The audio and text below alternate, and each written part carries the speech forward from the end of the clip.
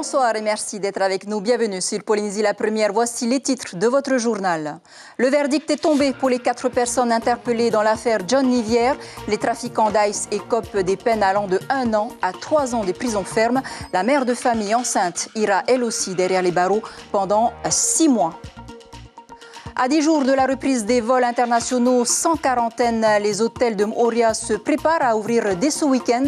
Cette semaine est réservée au grand nettoyage, vous allez le voir. Teina Maraeura reconduit pour un 6e mandat à Iroa. Le maire a été réélu par le conseil municipal ce lundi à l'unanimité. Quid dans les communes associées où certains maires délégués n'ont pas été installés comme ils le souhaitaient. Pourquoi ces bouleversements? On en parle avec notre invité Reymana Lallemand, docteur en droit international à l'UPF. Bonsoir, on vous retrouve dans un instant. Enfin, plein phare, en fin de ce journal sur la saga 28e édition à Papeari et Aroué, avec près de 300 enfants qui vont mettre les voiles cette semaine. On vous en parlait mercredi dernier d'une série d'interpellations. Il s'agissait de 3 hommes et une femme appréhendés dans le cadre d'un trafic d'ice orchestré par John Nivière. Jugés aujourd'hui en comparution immédiate, les 4 prévenus écopent des peines allant de 1 an à 3 ans de prison ferme. Le résumé de Brigitte Olivier et Hubert Liao. Un réseau qui tombe et c'est tout un système qui s'écroule. Depuis novembre dernier, le dealer John Nivière est en prison et pour 7 ans. Et puis, il y a les dommages collatéraux, incarnés aujourd'hui par 4 jeunes gens âgés de 28 à 36 ans qui travaillaient pour ce réseau Nivière. Coupables, oui, mais victimes aussi. Eux, ils revendaient, mais surtout pour financer leur consommation personnelle. Ils ont été arrêtés la semaine passée. 2 ont des casiers déjà chargés et sont présentés en comparution immédiate sous mandat de dépôt. Les 2 autres arrivent au tribunal libres. Une jeune femme, mère de 3 enfants et enceinte de jumeaux, et un père de famille qui s'en est sorti. Depuis que l'ail s'est démocratisé grâce à la vente au 1/10 de gramme, aucune famille en Polynésie n'est épargnée et la prison n'est pas toujours la solution. Pour les trafiquants, je crois qu'il faut avoir aucune hésitation. Je veux dire, la réponse, c'est tolérance zéro. Tolérance zéro. Mais quand vous arrivez au niveau des consommateurs, je veux dire, on se doit de les regarder plus comme des victimes et on se doit peut-être de se dire qu'il faut qu'ils soient aidés. Voilà. Et je crois que c'est ça la réponse que devrait avoir la justice à l'égard des consommateurs. Mais vis-à-vis des trafiquants, je dis, continuez, il faut taper fort parce que c'est une merde. L'ICE s'est infiltré dans la société polynésienne, rappellera le procureur qui réclame des peines allant jusqu'à 4 ans de prison. Mais les affaires sont à étage. Un 5e dealer consommateur de ce réseau a été identifié et sera déféré prochainement devant la justice. Je vous le disais en titre, même si les vols internationaux sans quarantaine débutent le 15 juillet, le nombre de touristes potentiels qui choisiront la Polynésie ces mois prochains reste incertain. En attendant, les hôtels ouvrent peu à peu leurs portes. C'est le cas à Moorea, où 2 hôtels accueilleront leur clientèle locale dès vendredi. Le Méridien attendra, lui, le 20 juillet pour faire de même. En attendant, le grand nettoyage a débuté ce lundi. Thierry Stamfleur et Patrick Tsinsing. Faire redémarrer un hôtel est un vrai casse-tête. Au Manava de Moorea, tout le mobilier avait été déménagé. Ce matin, une centaine des 115 employés est venue volontairement pour nettoyer de fond en comble les espaces communs, le restaurant et les bords de piscine. Il faut penser à tout. C'est comme réouvrir un hôtel, en fait, un nouvel hôtel. C'est exactement pareil. Il faut repenser les achats, les fournisseurs, la mise en place, les nouvelles cartes. Les gestes barrières et tout ça doivent être mis en place. Donc il y a une réorganisation complète en fait à repenser. L'hôtel va accueillir de la clientèle locale jusqu'à fin juillet, moment où les premiers touristes ayant réservé devraient arriver s'ils n'annulent pas entre-temps. Depuis 4 mois, les employés ont alterné courte période de travail et aide du pays.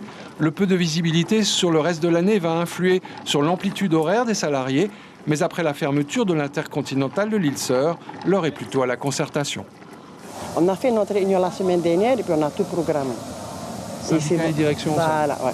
Donc pour l'instant, il y a une bonne entente. Tout à fait, ouais. Sur voilà. la façon dont l'hôtel doit revenir. Voilà, tout à fait. L'important, c'est de maintenir nos équipes parce que elles sont là depuis très longtemps et c'est aussi un gage de bon fonctionnement de l'hôtel d'avoir des équipes formées déjà. Louisa installe des plots de distanciation pour ses cours d'aquagym. Un hôtel est aussi un lieu de vie et la piscine plus pratique pour de l'aquafitness que le lagon où se déroulaient les cours de ces dernières semaines. Moi, j'ai continué justement avec la plage de Témé parce que j'ai des fidèles qui sont là déjà depuis des années. Donc j'ai de la demande et quand les gens ont demandé quand est-ce que tu reprends, il faut que tu reprennes. Évidemment, on fait au dépend de ce qui se passe en ce moment. Et puis on est super content de revenir dans ce cadre magnifique. Avec toute une série de mesures de désinfection anti-Covid et des promos pour attirer la clientèle locale, les hôtels de Moorea ouvrent leurs portes à nouveau, vendredi prochain pour le Sofitel et le Manava, le 20 juillet pour le Hilton, en espérant le retour progressif de la clientèle internationale. Voilà, c'est peut-être l'occasion de préparer vos prochains week-ends. Au chapitre des maires fraîchement installés dans leur fauteuil de maire à Rangiroa, dans les Tuamotu, c'est sans surprise que Teina Maraeura a été réélu ce matin avec 27 voix. Malgré une campagne électorale à couteau tiré avec son ancien adjoint Félix Tétois, il a été réélu par le conseil municipal à l'unanimité. Je vous propose de l'écouter. Il n'y a plus d'opposition dans notre conseil. On est 27. On était d'accord pour un maire, ce que je remercie l'opposition aussi, il m'a fait confiance. Il repart donc pour un 6e mandat. Quid donc des communes associées? Vous le savez, le mode de scrutin a été révisé via la loi Tétoa-Nui en 2016. On a donc assisté à un 3e tour dans certaines de ces communes associées. Et il y a eu également des séquences inédites. Par exemple, Béatrice Lukacs empêchée de se présenter comme maire déléguée par Anthony Jamé, laquelle était pourtant arrivée en tête dans la commune associée de Afahiti. Reimana Lallement, merci d'être avec nous ce soir. Anthony Jamé, le maire de Tayarapu-Est, a-t-il mal compris le code général des collectivités territoriales? Yorana, difficile à dire parce que je n'ai pas l'ensemble des chiffres, je ne sais pas ce qui s'est passé précisément. Ce qui est certain, c'est que la loi de 2016 et le Code général des collectivités territoriales, et notamment son article 2113-22, ont mis en place un nouveau mode de désignation des maires délégués. Auparavant, le conseil municipal désignait librement les maires délégués, ce qui a entraîné un certain nombre de problèmes. On se souvient en 2014 avec la démission d'un grand nombre de conseillers municipaux à Hitia Otera. Et à présent, depuis 2020, c'est la première fois, les maires délégués dans les sections doivent être issus des listes ayant reçu le plus de suffrages. Donc si ça n'a pas été le cas en l'espèce, effectivement, il y a certainement un problème. Alors, en quoi est-ce que Béatrice Lukacs peut-elle formuler un recours? Alors, si effectivement il y a eu une violation de cet article, donc 2113-22 du Code général des collectivités territoriales, on s'approche d'un contentieux administratif basique, d'un recours à l'encontre de la décision du conseil municipal, tout simplement. Pourtant, cette loi de Tétoa-Nui était censée justement faciliter le mode de scrutin et prévoyait justement de simplifier les élections en permettant aux élus de disposer d'une majorité stable.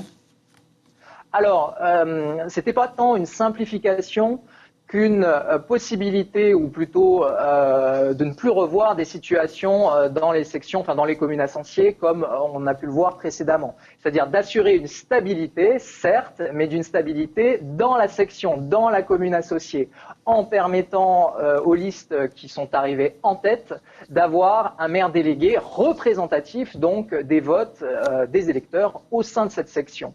Y a-t-il d'autres exemples à Tahiti où le choix du maire délégué n'a pas été issu de la liste majoritaire dans sa section électorale?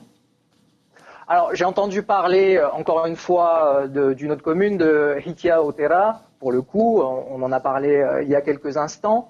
Là aussi, je n'ai pas les chiffres précis, mais on rejoint très précisément le cas de Tayarapu-Est avec un article du CGCT qui peut-être n'a pas été appliqué comme il aurait dû l'être. Reimana Lallement, merci. On retiendra en tout cas que cette année est plutôt une année test pour l'application de ce nouveau mode de scrutin. Maruru. En France, pour relancer l'économie, le 3e gouvernement du mandat présidentiel d'Emmanuel Macron a été nommé ce lundi. C'est Jean Castex qui en est le chef. Il a d'ailleurs rapidement nommé ses ministres. Et pour l'outre-mer, c'est Sébastien Lecornu, 34 ans, qui remplace Annick Girardin. Son portrait est signé par nos confrères d'Outre-mer La Première. Saint-Pierre-et-Miquelon, il y a tout juste un an. Sébastien Lecornu et Annick Girardin sont déjà dans le même bateau. Évoquant les problèmes d'érosion, le ministre chargé des collectivités territoriales affiche une image pragmatique. C'est une affaire d'une semaine de travail ici pour avoir une réponse un peu opérationnelle et concrète. Et donc ce genre de visite officielle permet de débloquer les situations. Sébastien Lecornu se veut homme de terrain. Grâce à son ancrage local, il a été maire de Vernon et président du conseil départemental de l'Eure en Normandie. Bienvenue à Saint-Laurent-des-Maraudiers. Les Outre-mer, il les connaît bien aussi. Dès 2017, en tant que secrétaire d'État chargé de l'énergie, il a sillonné tous les territoires. Avec Annick Girardin, il s'est confronté au problème de l'eau potable en Guadeloupe, au difficile dossier de la montagne d'or en Guyane ou à la promotion des centrales solaires dans le Pacifique. Des dossiers très techniques, mais aussi des rencontres et des découvertes. Il faut être très respectueux. Mais là, vous le vivez vraiment. Et là, je le vis, justement. Je le dis, j'étais ému. Voilà, je pense qu'on peut le dire comme ça. Et ce cava, alors, ça a quel goût? Ça a un goût un peu de terre. Mais moi, mes origines sont des origines agricoles, donc ça ne me dérange pas. Sébastien Lecornu convoitait le portefeuille de l'Outre-mer. Le rêve devient enfin réalité. À seulement 34 ans, il est le plus jeune titulaire du poste. Mais la tâche ne sera pas facile. Il faudra notamment piloter la relance économique de territoires très fragilisés par la crise sanitaire. Et sur son compte Twitter, la députée polynésienne Maïna Sage a salué la nomination de Sébastien Lecornu au ministère des Outre-mer, un homme qui, selon la députée, a toujours été à l'écoute de la Polynésie. Quant à Annick Girardin, l'élu de Saint-Pierre-et-Miquelon passe du ministère des Outre-mer à celui de la mer, un portefeuille qui n'existait plus depuis près de 30 ans. Pour le président du cluster maritime français qui rassemble les professionnels de tous les horizons salés, cela leur permettra de mieux travailler à la croissance de l'économie bleue, une économie qui devrait représenter 1 million d'emplois en 2030. Également dans l'actualité, cette loi de pays adoptée à l'Assemblée qui pourrait peut-être résoudre les litiges fonciers à Rurutu et Rimatara. Le ministre Tehari Alpha a présenté cette mesure ce matin à l'UPF. Ainsi, le pays cède 1400 hectares de terres domaniales à Rurutu et 442 hectares à Rimatara aux descendants des propriétaires de terres cadastrées en 1950. Mieux que le tribunal foncier, cette procédure mise en place pour la première fois en Polynésie est exceptionnelle. Pour Voltina Dauphin, cette loi de pays permettra aux ayants droit de récupérer leurs terres. Elle répond à Gilles Daud. Le pays a trouvé, avec l'accord de l'État, de nous accorder, de faire en sorte que nos parents soient désormais vraiment les propriétaires, qu'ils aient un titre de propriété. Sinon, jusqu'à présent, ils ne bénéficiaient que de l'assise, mais ils n'avaient pas le titre de propriété voulu par la loi française. Et sachez que les parcelles concernées par ce don du pays représentent une valeur de 18 milliards de francs pacifiques. Un mot de sport avant de parler de la saga avec du volleyball ce week-end à Uapo. Les équipes participantes étaient hier du côté de Hakahetau avec un tournoi de volleyball organisé par le district de Uapo. Un tournoi d'après-confinement qui a réuni les équipes masculines et féminines de Hakahau, Hakamai et Hakahetau. La jeunesse est venue en nombre, surtout de Hakamai. En pleines vacances, les collégiens et lycéens sont venus défendre les couleurs de leur vallée. Je vous propose d'écouter l'entraîneur de l'équipe masculine de Hakamai au micro de Lionel Dihamon. On est venu pour passer du temps avec les autres équipes des autres vallées et ainsi aussi donner de la joie au public et s'amuser. Voilà une rencontre qui ne sera pas la dernière. Retour à Tahiti, l'organisation de la saga est finalement en route. Petite nouveauté pour cette 28e édition, l'événement se passe simultanément à 2 endroits différents. À Papeari et à Aroué, Rohan Poturo et Mirko Vanfo sont allés vers la côte ouest pour découvrir les activités mises en place. Pas moins d'une 50aine d'enfants ce matin dans le lagon de Papeari pour la 3e saga au Motu Ovini. Comme d'habitude, l'ambiance est au rendez-vous. À chaque manœuvre sur les Obicat, des enfants issus essentiellement de familles modestes de la commune. L'événement est sur 5 semaines, donc 50 enfants étaient sélectionnés pour chaque semaine. Vu que Teveuta est et divisé en 2 communes, Papeari et Matéa, donc 25 pour Matéa, 25 pour Papeari. Après les incidences du Covid, le format de la 28e édition de la saga a été quelque peu modifié. L'organisation a dû revoir sa copie en termes d'effectifs et de lieux. Il a fallu quand même qu'on revoie complètement notre opération, notre budget, et qu'on transforme cette opération saga on l'a coupée en 2 aussi également, pour une raison très simple, c'est que s'il devait y avoir un reconfinement ou alors, comment dirais-je, l'idée de ne pas regrouper trop de personnes, on s'est dit qu'en coupant en 2, c'était peut-être la meilleure solution. Donc c'est ce que l'on a fait. Du coup, on a choisi des enfants de Tevayuta, on a pris 250 répartis sur les 5 semaines, avec en plus des enfants du village enfants SOS. Et puis sur Aroué, on a fait pareil. Malgré cette nouvelle configuration, les enfants ne boudent pas le plaisir de naviguer sur l'eau. Aucune appréhension, les bases sont assimilées rapidement. On m'a appris à lâcher la voile, à bien gérer la grande voile. On a appris à guider le phoque, à guider la voile. Et avec les copains, comment ça se passe? Ça se passe bien. Pour les 5 semaines à venir de la saga, ce n'est pas moins de 2000 enfants qui seront accueillis sur les 2 sites. Une véritable réussite pour les organisateurs après ce début d'année difficile. Voilà, c'est sur ces images que se referme ce journal dont je vous rappelle l'information principale. Le verdict est tombé pour les 4 personnes interpellées dans l'affaire John Nivière. Ils comparaissaient cet après-midi pour trafic d'ice. Ils écopent de peine allant de 1 an à 3 ans de prison ferme. 3 ans pour les vendeurs, 1 an de prison pour la mère de famille enceinte. À la une de Tahiti Info, demain, le quotidien titre « La justice ouvre la voie à Témin ». Voilà pour l'essentiel de l'actualité. Merci de nous rester fidèles. 5h30, vos infos radio. Très belle nuit sur la première. À demain.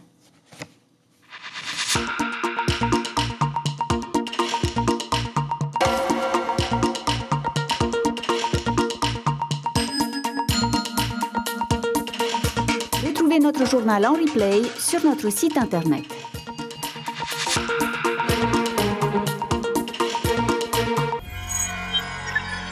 Retrouvez ce programme en replay sur notre site internet.